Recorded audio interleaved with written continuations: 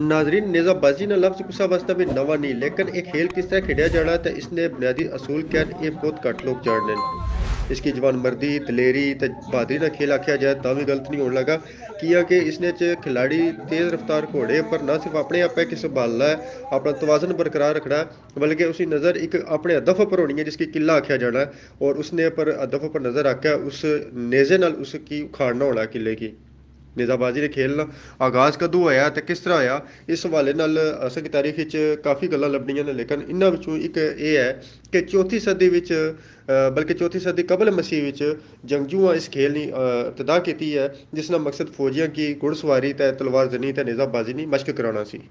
जी नाजरीन तुसन अपना चैनल C92 ते तुसन अपना मेज़बान काजी मोहम्मद आबिद लैडी ग्राउंड जो तुसन नाल इस टाइम ऑनलाइन हमें और तुसन की आज दसा कि जश्न लैड़ी क्या चीज़ है जिसने लैड़ी विच पूरे पाकिस्तान तू घोड़े लैके लोग आवने न और इत्थे नेज़े ने किला पट्टने तो मैं तुसन की आज सारी चीज़ां दसा कि नेज़े ने किस किला पट्टीना वै किस घोड़ा दौड़ना है पूरे पाकिस्तान च कित्थों कित्थों आए वन घोड़े वाले ये सारिया चीज़ां मैं तुसन की आज दी वीडियो दसा। ऐसे इतवारें 8 अक्टूबर जश्न लहड़ी नेज़ाबाजी के मौके पर मेहमान खसूसी चौधरी अरशद हुसैन वजीर हुकूमत ते DIG पुलिस मीरपुर चौधरी सजाद अहमद खान ते additional deputy commissioner Mirpur Chaudhry Yasir Riaz भी आए बसन ते उन्होंने भी मुकाबला किया।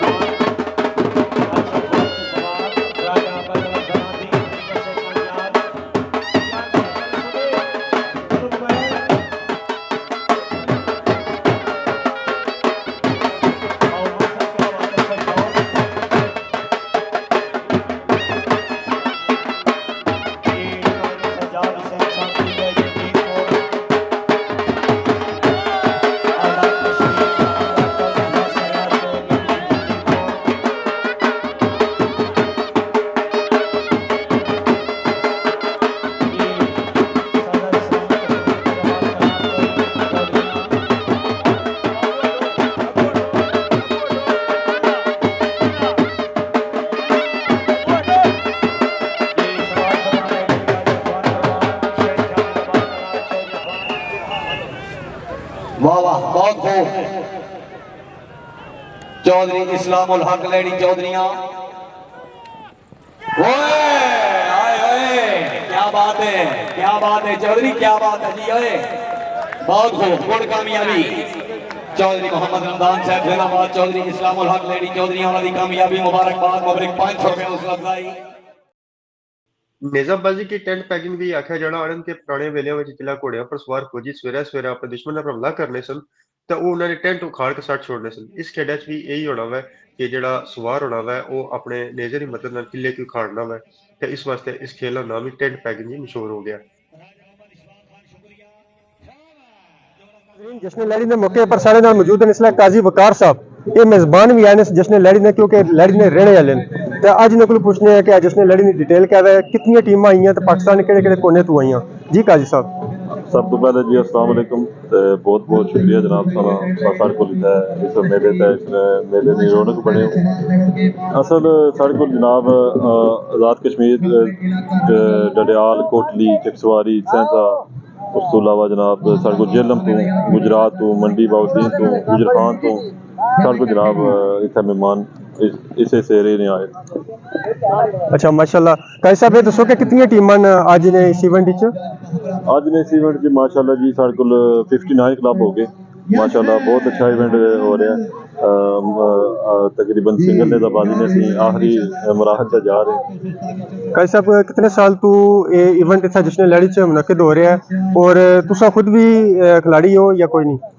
इवेंट तो जी माशाल्लाह साड़ी पैदाइश तो पहले ना ये शौक है इतने साढ़े एरिए माशाल्लाह तो असी जनाब असा तो इस गेम में 3-4 साल हो गए इस गेम में आए तो बहुत अच्छी गेम है। घोड़े कोई खास नस्ल होनी है दौड़ने जेडे घोड़े होने ने होर होने ने किला पट्टने वाले होर होने ने या क्या मसले असल घोड़े नहीं फितरत जो दौड़ना ही है तो इसी असा इस गेम वास्ते ट्रेन करने नेज़ाबाजी ने गेम वास्ते तो नस्ल भी काफ़ी सारिया पर असा ने जेह्ड़े ना पाकिस्तान ज़्यादा देसी नस्ल जी ना वो इस गेम वास्ते ना बहुत पाई जाए।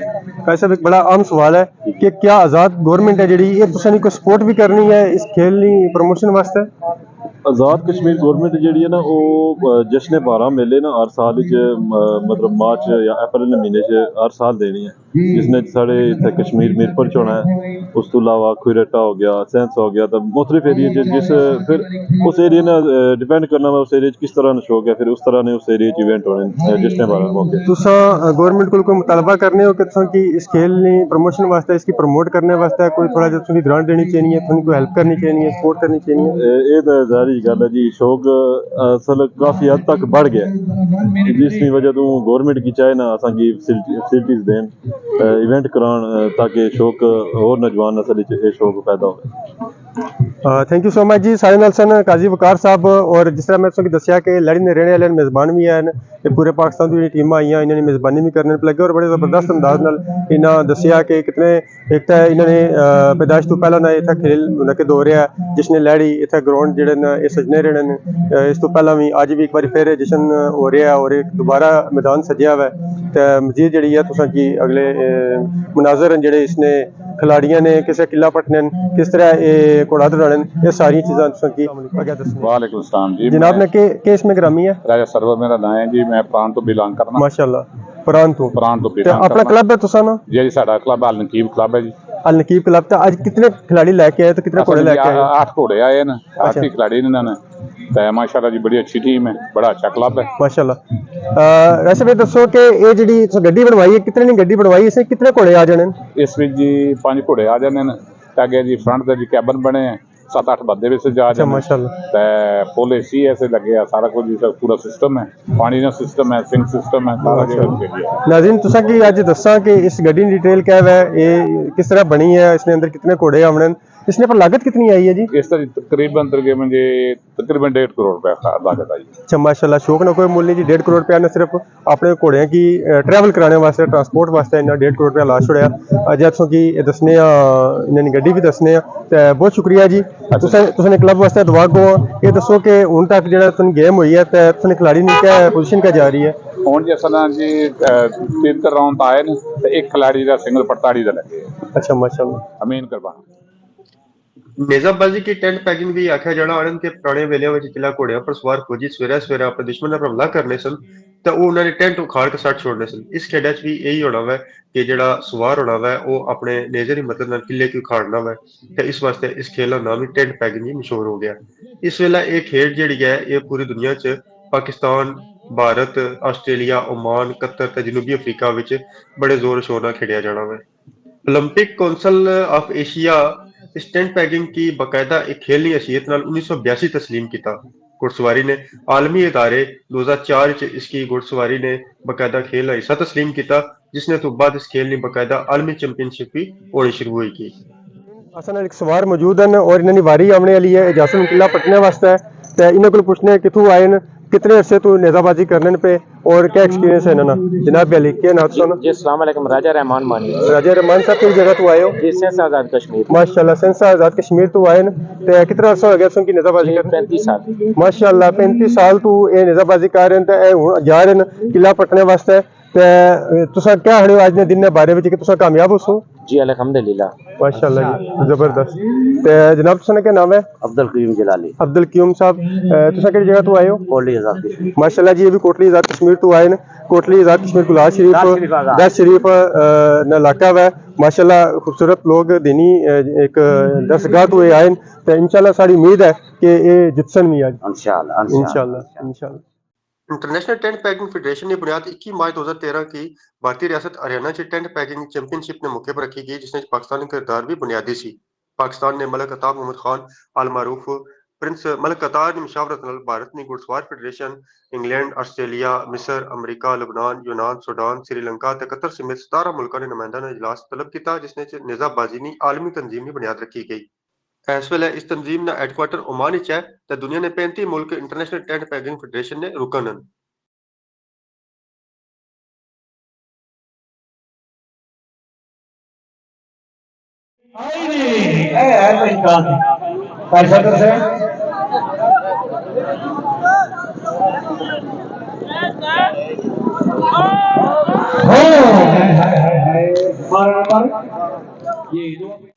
पाकिस्तान ਵਿੱਚ ਟੈਂਟ ਪੈਕਿੰਗ ਜਾਂ ਨੇਜ਼ਾਬਾਜ਼ੀ ਦਾ ਖੇਲ ਬੁਨਿਆਦੀ ਤੌਰ 'ਤੇ ਪੰਜਾਬ ਤੇ ਖੈਬਰ ਪਖਤੂਨਖਵਾ 'ਚ ਖੇਡਿਆ ਜਾਣਾ ਲੇਕਿਨ ਬਲੋਚਿਸਤਾਨ ਤੇ ਸਿੰਧ ਵਿੱਚ ਵੀ ਇਸ ਨੇ ਮੁਕਾਬਲੇ ਹੋਣੇ ਨੇ। ਇੱਕ ਮੁਤਾਤ ਅੰਦਾਜ਼ੇ ਦੇ ਮੁਤਾਬਕ ਪਾਕਿਸਤਾਨ 'ਚ ਇਸ ਵੇਲੇ 200 ਕਲੱਬ ਰਜਿਸਟਰਡ ਹਨ ਜਿਨ੍ਹਾਂ ਵਿੱਚ 130 ਕਲੱਬ ਸਿਰਫ ਪੰਜਾਬ ਵਿੱਚ ਚੱਲ ਰਹੇ ਤੇ ਬਾਕੀ ਖੈਬਰ ਪਖਤੂਨਖਵਾ ਤੇ ਆਜ਼ਾਦ ਕਸ਼ਮੀਰ ਵਿੱਚ ਹਨ ਤੇ ਵਕਤਨ ਫਵਕਤਨ ਇਹਨਾਂ 'ਚ ਇਲਾਕਾਈ ਤੇ सूबाई सतह पर मुकाबले होने रहने। सरकारी सतह पर भी ये खेल खेड़ा जाना पर सियासत अखरबा परवरी ते वसाइल होने की वजह तो इस खेल की सरकारी तो ज्यादा इसकी प्राइवेट सतह पर फरोग लभना पिया। अगर ये आखिया जाए कि पाकिस्तान च इस खेल की फरोग देने विच ये जेह्ड़े प्राइवेट क्लब्स न इन्हां दा कलीदी किरदार है ते ये भी गलत नहीं होण लगा। ये क्लब अपने अपने इलाकिਆਂ विच मुख्तलिफ टूर्नामेंट भी मुनाकद कराने न जिन्हां विच पाकिस्तान पूरे पाकिस्तान तो खिलाड़ी शिरकत करने न।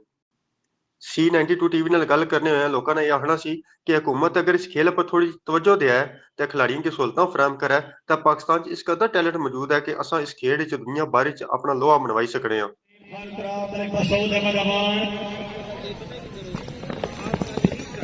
ये मलिक मसूद अमान मेरे कर्शद से क्या बात है। मलिक मसूद अमान कामयाब, मलिक एहसन अली दमाल घोड़ा फखर दमाल सिंगल, मलिक एहसन अली खानदान दमाल जिला चकवाल घोड़ा फखर दमाल अच्छा घोड़ा अच्छे सवार। ये 16 ने दमाल कला घसीटपुर राजगान रेडी मलिक सिकंदर सुल्तान से मलिक मसूद अमान से भी कामयाबी मुबलिक 500 रुपये सदाई। जी मलिक एहसन अली दमाल, मलिक एहसन अली दमाल से चकबाल वाह जी राजा मोहम्मद अली खान बैठा तवज्जो जी। मलिक एहसन अली खान दमाल गुड स्टाइल शाबाश कोई बात नहीं घोड़ा अच्छा दौड़ा स्टाइल अच्छा खेलेगा।